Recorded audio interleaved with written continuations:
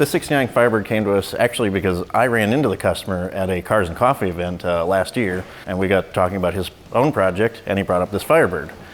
He'd been working on it for a long time, I think close to 30 years, and he got it all running, put together, did almost all the work himself, short of building the engine and painting it, but he was having a little trouble with getting the carburetor tuned. So he asked us if we could help him out with that. So the car is a light resto mod. It looks pretty stock from the outside, except for the wheels and the brakes. It's got a Corvette-based four-wheel disc brake kit on it, a T-56 six-speed transmission, a couple other performance enhancements to the engine, aftermarket camshaft. It's a 455 cubic inch, which is a little more than this car would have come with originally. This is fed by an OE-style Rochester Quadrajet that would have come on this car originally, and an MSD Pro Billet ready-to-run distributor.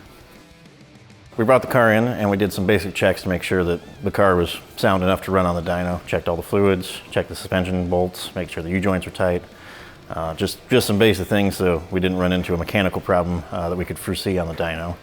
And during that process we installed a wideband O2 sensor, which allows us to see what the exhaust gas composition is and make informed decisions and tune the car quicker and more effectively. During that whole phase, we took it on a street test drive to see where we were at with the tune and the air-fuel ratio, and we found it was extremely lean. So instead of wasting dyno rental time, we went ahead and put a set of jets and metering rods in it here at the shop, and then took it to the dyno to fine-tune it.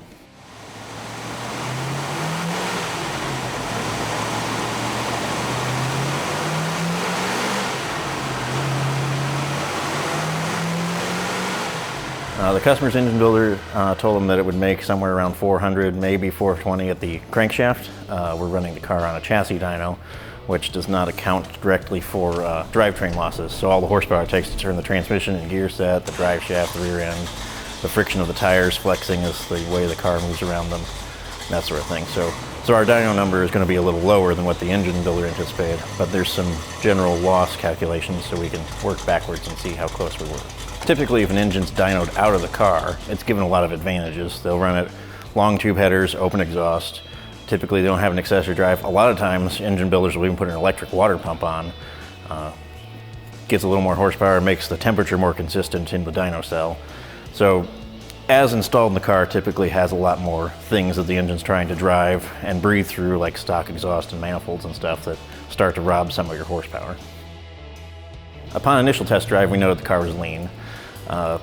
One of the things that we can do with the wideband fuel gauge is make an informed decision on how much jetting we need to change.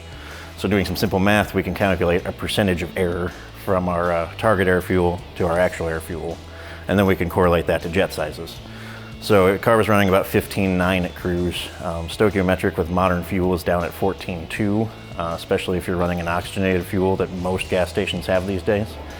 So we calculated the difference to that, and it came out something like 13%. Well, we take the jet size that we have, the rod size that we have, and we apply that 13% factor to them, and then we can make an informed decision on how much to change. So we went from a 73 size primary to a 78 size primary, and we went down 80 thousandths in diameter on the secondary metering rods. On the test drive to the dyno shop, cruise air fuel was spot on. Wide open was still a little lean, so we tried not to get into that too much. Got to the dyno, got the car strapped down, centered up on the dyno. I made some adjustments to the idle because richening it up on the primaries caused it to idle a little higher. Now it was getting more of the fuel it was needing. And then we started using the road simulator mode to run it through the gears and apply different amounts of throttle and see what it was doing.